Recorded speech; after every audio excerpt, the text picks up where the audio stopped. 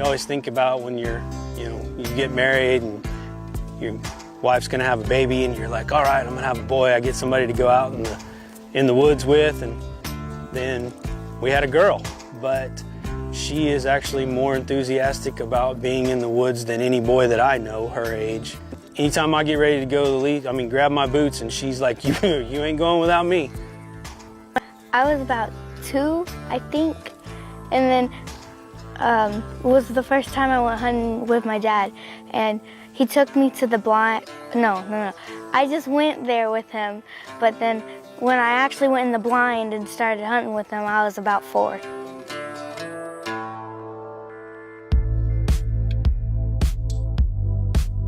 My wife Jennifer works for Texas Trophy Hunters. So we were at our Hunters Extravaganzas this year, and the producers of the TV show saw some photos of me and Allison hunting together, and they've been looking to try to get our youth more involved in hunting, and so they wanted to see if she would be interested in being filmed on camera and stuff like that. And we got approached by some friends of ours that are in the Extravaganzas, Double T Outfitters, and they said that she was invited to come do a management hunt down here in Del Rio, Texas, where we're at right now. So I was at the Extravaganza with my mom in the front, and then my dad comes back from talking to someone, and then he comes up to me and he says, "How would you like to be on a TV show?" And then I was like, whoa, TV show? I'm gonna be famous. And so of course I said yes. Friday morning, took Allison out of school. We're gonna head down to Del Rio. We're gonna hunt with Double T Outfitters this weekend. We're looking for management deer, 8 or a 9-pointer. There's a couple of them that are still, this is pretty late in the season, so they know, which ones they want out of the herd. And we're gonna try to get a nice whitetail this weekend, try to get it done. It's probably about 1 o'clock in the afternoon. We got her gun sighted in, which is actually her gun. She's using an AR-15. I know a lot of people are making a big deal about ARs nowadays, but this is actually a hunting rifle. This is not an assault rifle, this is a hunting rifle. The reason she has it is because it's got an adjustable stock. It's easier for little kids to use, and she can grow into it. She's very comfortable with this gun. We're about to try my gun out to see if it's on point.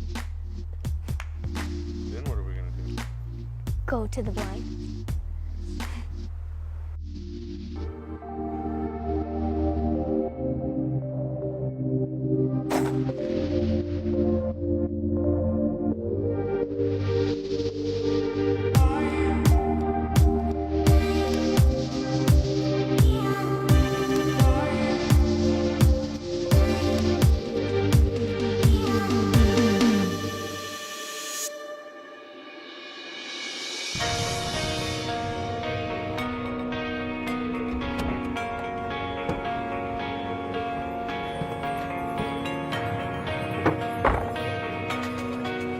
We're in the car with Butch, and then he drops us off, so we sit for about a little bit, and then almost immediately 2 does walk out, and then I'm like, good, we might get this over with like that.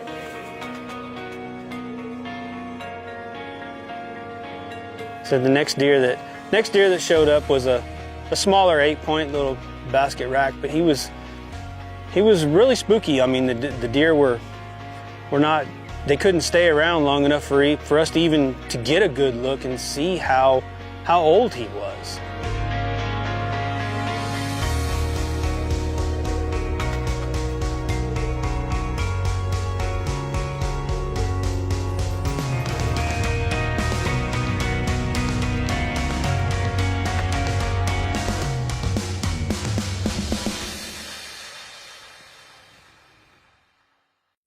This segment of Trophy Hunters TV is brought to you by Swagger Bipods, the bipod with moves.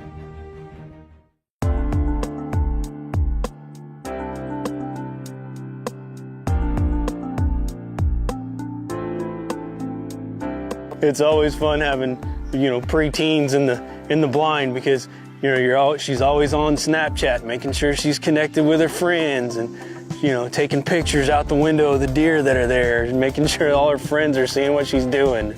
Eating Funyuns, the loudest thing in the world, but didn't seem to bother the deer. They were still there. So. Well, when we first get in the blind and there's nothing there, so I usually put headphones on and then just watch my shows or on Snapchat, selfies, make sure everyone knows what I'm doing because I'm me, I'm that.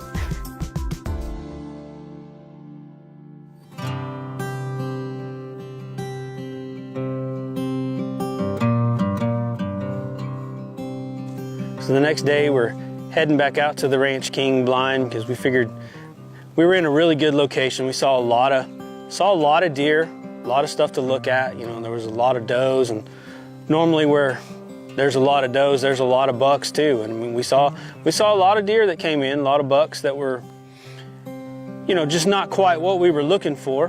But we figured we were in a really good spot where that blind was at.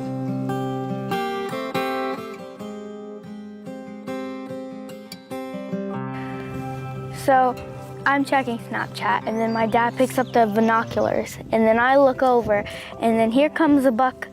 It's an 8-point, and it comes out, and then my dad and the cameraman are determining how old it is, if we could shoot it, but then it walks into the brush. So we're waiting, and then out comes another buck, and they're trying to determine whether we should shoot it or not, but it never stuck around long enough for us to do that. My dad told me it would be back, so I was like, okay, let's just wait.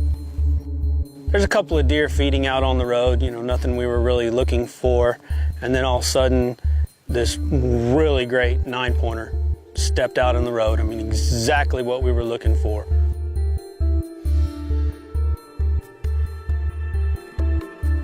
He never really stopped to eat or anything. He wasn't there to eat corn. He was there checking the other deer out.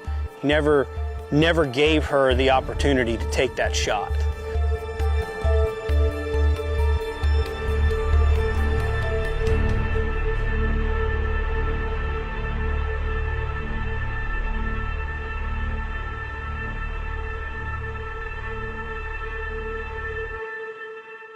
Okay, let's go put the gun in the case. Talk to me. What do we see? We saw some good ones. We saw some decent ones. Yeah, there was one right here. Yeah, that crazy horn. Yeah, kind of stubby, kind of basket rack. There was a good deer though, right when I popped up on the hill. There was one. Right when I could see way after the road turns, there was a pretty good buck. He was standing on the edge of the road, and I stopped. That 10-pointer, or was he an 8? He could have been. There's a 10. There's a 10 that we saw. Solid. There's a 10, but that 10's only 3.5 years old. Yeah. And then there's an 8-pointer that was only 2.5 years old. He was right here. Yeah. He's still, And then we'll see him there's that crazy looking. He's a 7. that tall looking He's thing. real tall. Yeah, he's goofy looking. I was wondering. After our morning hunt, we figured this was our last hunt, and we head back to camp.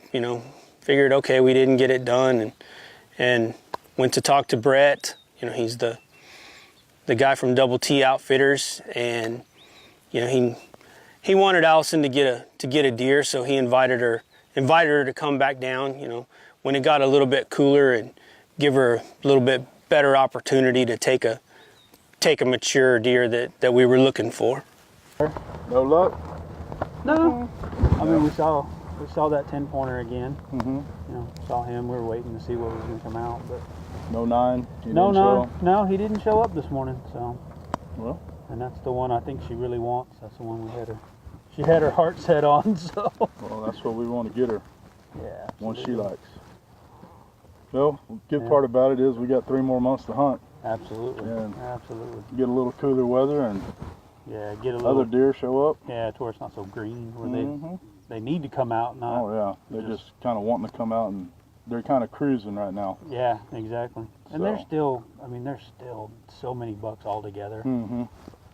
Yeah, a few more weeks that'll change. Absolutely. So we'll start seeing a bunch of those ones we saw from the helicopter survey and our cameras earlier in the year before it got real green again. And next time you come, just plan another time when you can get off of school and we'll do it again.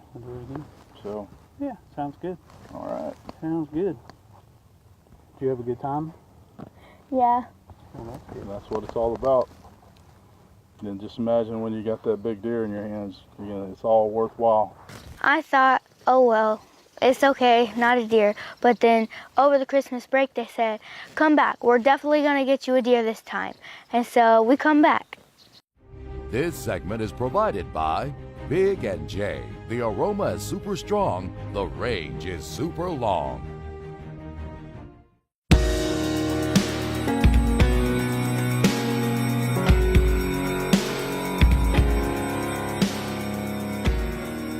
Any dads out there that have hunted and you haven't got your girls out in the woods, I mean, it doesn't matter if it's a boy or a girl or everything, it's family.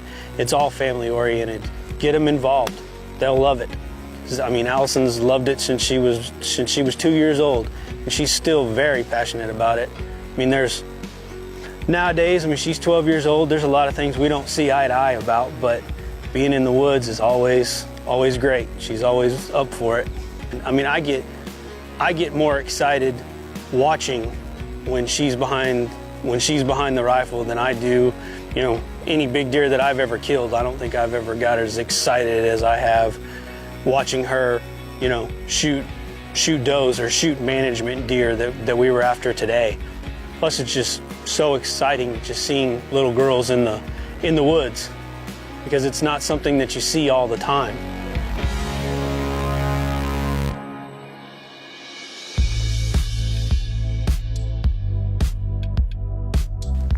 So we're on our second trip down to Del Rio, and we're just hoping to get the opportunity of one of these mature deer. We think they're either rutting right now or they're fixing to. So, you know, we're gonna hunt where the does are and hope that the bucks come out to follow them, and hopefully one of them will stop long enough to give us an opportunity. All right, you're gonna have to be.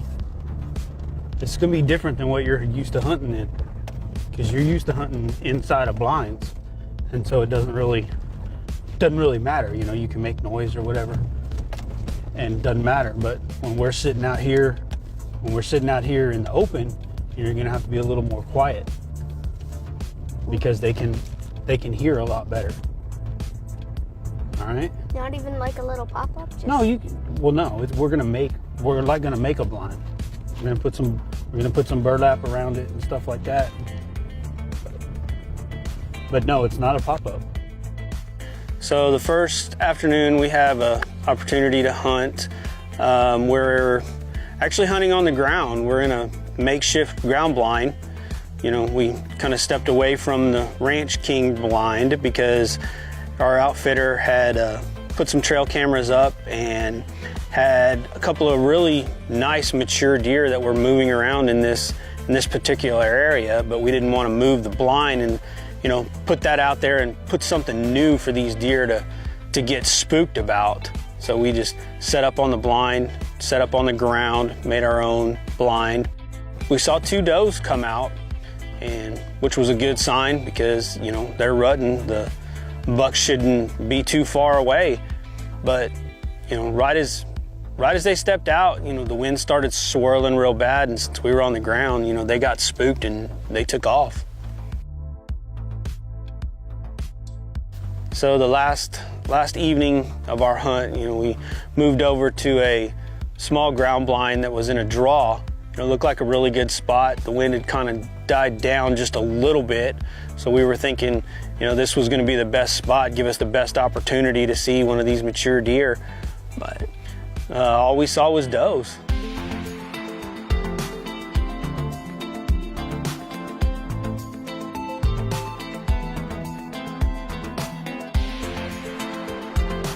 So it's the end of our hunt, and we're heading back to camp. You know, Allison's kind of disappointed. You know, this is the second time we've been down here, and, you know, we haven't seen the deer we wanted. So we're get back into camp and Jason from Double T Outfitters, he had told her, look, you know, I mean, if y'all can make it back, you know, anytime in February, you know, y'all come on back down and let's see if we can get it done.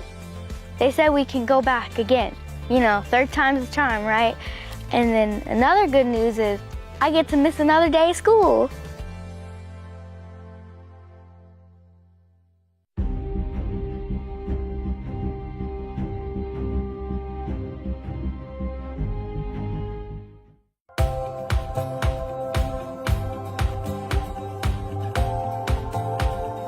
Where me and Allison are used to hunting is more of like a South Texas kind of look. Where we're at right now is really, really dense brush. I mean, when the deer step out on the road, you can see them, and as soon as they step off of that road, you lose them really quick.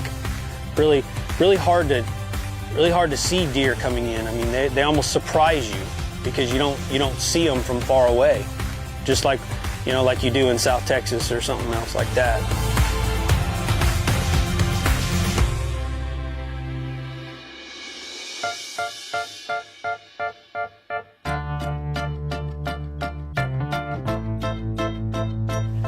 So here we are, toward the end of February, you know, fixing to get in trouble with the school because I pulled my daughter out of school on a Friday to go hunting again, but that's all right, it's worth it.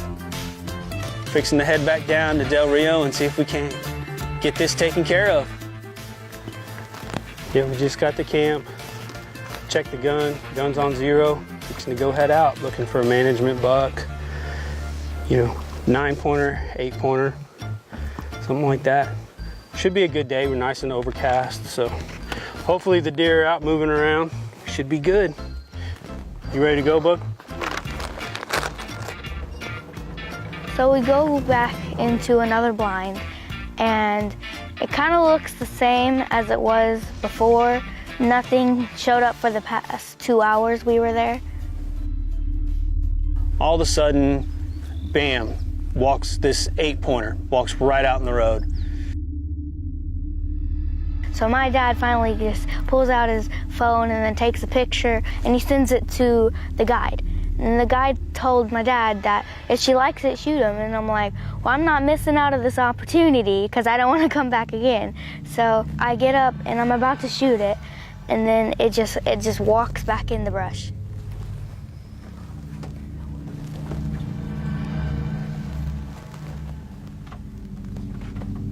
He didn't like stick his tail up and take off, so he wasn't spooked. He just figured something wasn't. He knew something wasn't right. Soon, a little bit after that, the deer that we were about to shoot came back, and they were mowing on some big and jay. All right, if he turns broadside, baby, you ought to have a shot.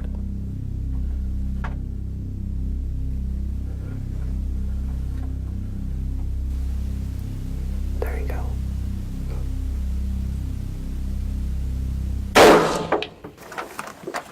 Got him. Yes. You think I did? I know you did. I saw him jump. I saw him kick out. That scared me because at first he like looked up before I shot. Good shot. It was amazing because I looked at my dad and he said, "Good job, you shot it." And then I'm like, yes, yes.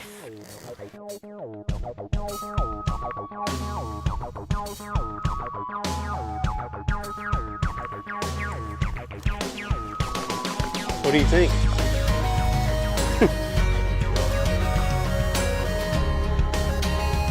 Look at that. Crashed right into a tree.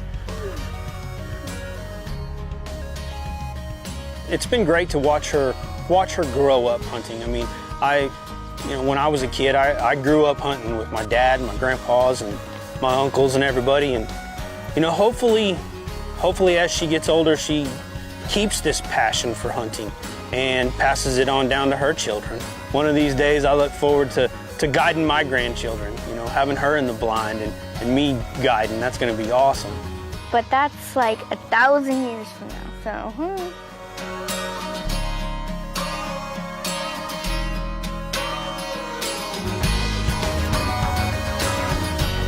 I think it was really cool because as soon as I held that buck, I was like, yes, I felt so accomplished. And plus, my dad was there the whole way. He helped me through it. And plus, I get to be on TV. So I think that's pretty cool.